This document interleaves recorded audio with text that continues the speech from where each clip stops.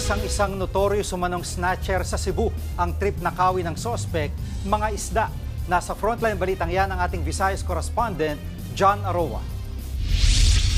Sa kuha ng CCTV, kitang ipinarada ng isang lalaki ang kanyang e-bike at bumaba para pumasok sa tindahan. Iniwan niya sa e-bike ang mga pinamiling isda. Agad namang lumapit ang isang lalaking nakaitim sa nakaparadang e-bike.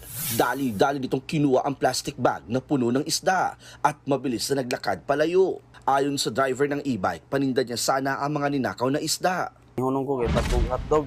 Huminto ako saglit dahil may binili akong hotdog. Hindi na ako nagpalingon-lingon dahil nagmamadali ako.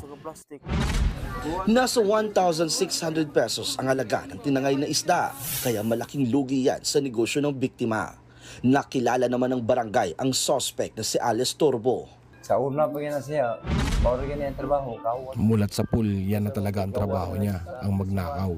Labas-masok na talaga siya sa bilangguan. Pursigido ang biktima na sampahan ng reklamo ang suspect.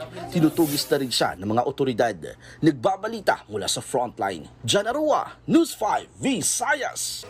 Mga kapatid, Jiggy Manikad po, iba na ang may alam at may pakialam sa panahon ngayon.